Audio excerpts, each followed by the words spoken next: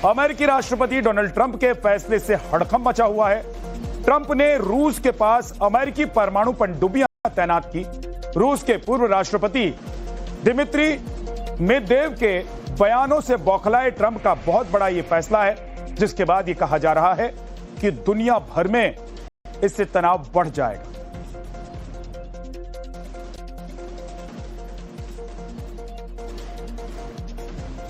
रूस को जल्द से जल्द यूक्रेन से युद्ध खत्म करने की धमकी देने वाले अमेरिकी राष्ट्रपति डोनाल्ड ट्रंप ने रूस की इकोनॉमी को डेड इकोनॉमी भी बताया था। ऐसे में रूस ने न ट्रंप की सीज फायर वाली धमकी मानी, उल्टे दिमित्री मेदवेदेव को 2008 से 2012 तक रूस के राष्ट्रपति रह चुके हैं और अभी रूस की सिक्योरिटी काउंसिल के उपाध्यक्ष हैं। उन्होंने ट्रंप की धमकी को युद्ध की ओर कदम करार दे दिया है और ट्रंप की डेड इकोनॉमी वाले बयान के जवाब में ट्रंप को याद दिला दिया है कि अमेरिकी राष्ट्रपति भूले नहीं हैं कि रूस के पास डेड हैंड सिस्टम है। डेड हैंड का नाम सुनने के बाद तो ट्रंप का पारा 7वें आसमान पर पहुंच गया और ट्रंप ने रूस के पास समंदर में अमेरिकी परमाणु पनडुब्बी की तैनाती का फरमान सुना दिया। अब सवाल है कि आखिरकार ये डेड हैंड सीन है, यानी कि अगर रूस पर इतना बड़ा परमाणु हमला हो जाए कि उसके सारे नेता मारे जाएं या पूरी कमांड चेन खत्म हो जाए, तब भी यह सिस्टम अपने आप एक्टिव होकर दुश्मन देश पर परमाणु हमला कर सकता है। सीधे शब्दों में कहें तो सारा सिस्टम खत्म होने के बाद भी यह अपने आप तबाही मचाने के लिए काफी है। डेड हैंड सिस्टम को 1980 के दशक में सोवियत यूनियन ने डेवलप किया था। उस वक्त कोल्ड वॉर चरम पर था और अमेरिका रूस के बीच परमाणु तनाव बहुत बढ़ा हुआ था। रूस को डर था कि अमेरिका अचानक हमला कर सकता है और उसका सारा परमाणु कमांड खत्म हो सकता है। ऐसे में उन्होंने ऐसा सिस्टम बनाया जो बिना इंसानी आदेश के भी दुश्मन को तबाह कर सके। अभी समझिए कि यह सिस्टम काम कैसे करता है। तो बताया जाता है कि इस सिस्टम में कई सेंसर लगे होते हैं जो यह परखते हैं कि क्या रूस पर परमाणु हमला हुआ है या नहीं, जैसे जमीन पर कंपन, रेडिएशन लेवल, कम्युनिकेशन कट जाना वगैरह वगैरह। अगर ये सेंसर एक बड़े हमले की पुष्टि करते हैं और रूस की सेना या सरकार की ओर से कोई जवाब नहीं आता, तो डेड हैंड सिस्टम खुद ब खुद बाकी बचे परमाणु हथियार लॉन्च कर देता है। और रूस ने पहले यहीं पर सारी मिसाइलें अमेरिका और उसके सहयोगी देशों के सैन्य ठिकानों और शहरों की ओर तैनात कर रखी है। वैसे तो रूस ने कभी आधिकारिक रूप से नहीं माना कि उनका डेड हैंड आज भी एक्टिव है, लेकिन इंटरनेशनल डिफेंस एक्सपर्ट्स मानते हैं कि रूस का यह सिस्टम आज भी काम करता है और शायद पहले से और ज्यादा मॉडर्न और बेहतर बना दिया गया है। खुद मेदवेदेव का बयान भी इसकी पुष्टि करता है कि डेड हैंड आज भी एक्टिव है।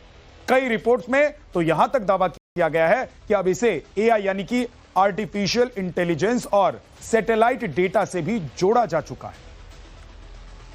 तो आपने देखा, पनडुब्बियों की बात की है, उससे क्या मतलब निकाला जाए?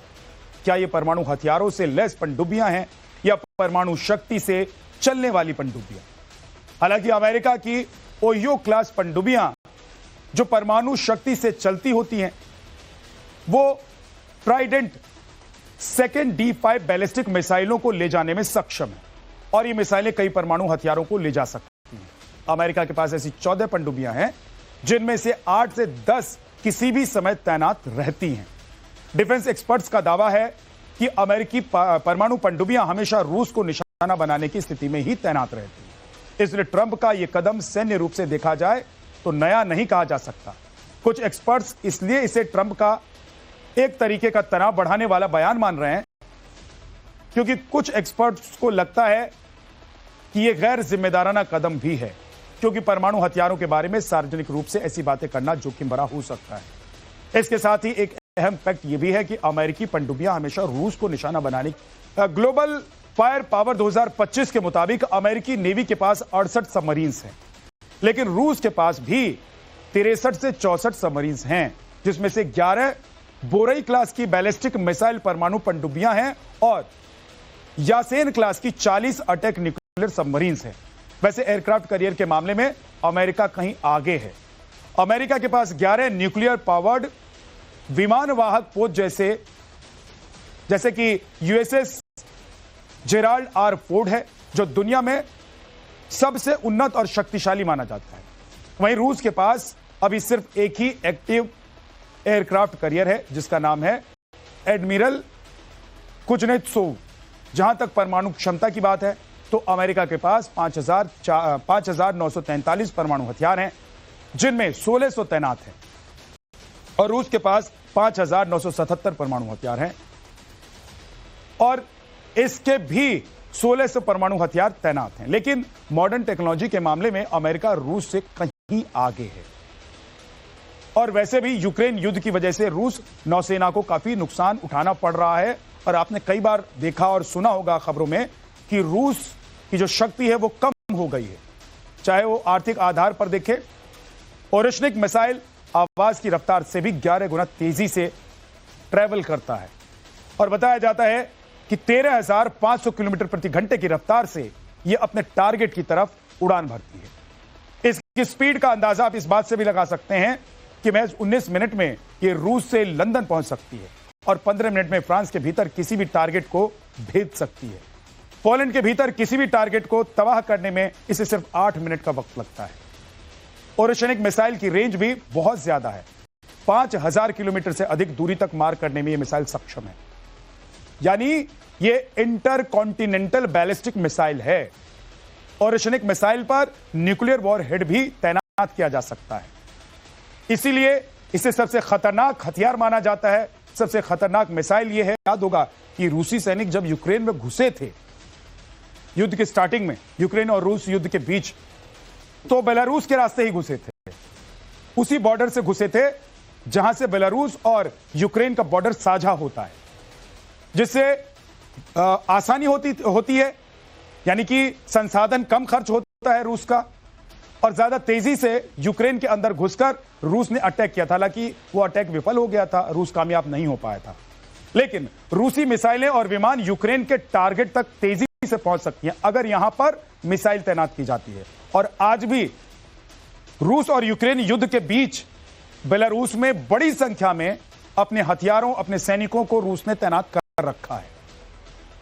इसके अलावा आपको बता देते हैं कि बेलारूस में तैनाती से रूस को ईस्ट और सेंट्रल यूरोप में नेटो के जो देश हैं उनको निशाना बनाने में भी आसानी होगी, क्योंकि अभी सबसे बड़ा सरदर्द रूस के लिए नेटो के देश हैं, जिनकी वजह से यह युद्ध चल रहा है यूक्रेन और रूस के बीच।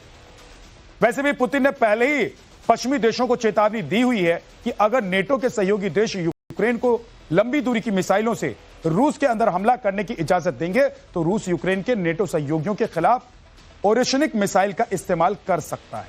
साल 2024 में पुतिन और बेलारूस के राष्ट्रपति लुकाशेंको ने एक संधि पर हस्ताक्षर भी किया था, आपको याद होगा, जिसमें रूस ने बेलारूस को सुरक्षा की गारंटी दी और 30 साल से अधिक समय से बेलारूस पर शासन कर लुकाशेंको ने साल 2022 में रूस को यूक्रेन पर हमले के लिए बेलारूस के जमीन के इस्तेमाल की मंजूरी दी थी। माना जाता है कि बेलारूस में पहले से ही रूस के कुछ सामरिक परमाणु हथियार तैनात हैं, जिनकी संख्या का खुलासा नहीं किया गया है। और इसके अलावा टैंक और भी जो अत्याधुनिक हथियार हैं वो भी रूस ने बेलारूस में रखा हुआ है, क्योंकि रूस को पता है कि बड़ी आसानी से बेलारूस के रास्ते यूक्रेन में घुसा जा सकता है। और अगर नेटो देश सीधे तौर पर यूक्रेन युद्ध में कूदते हैं, रूस के साथ लड़ाई लड़ते हैं, तो नेटो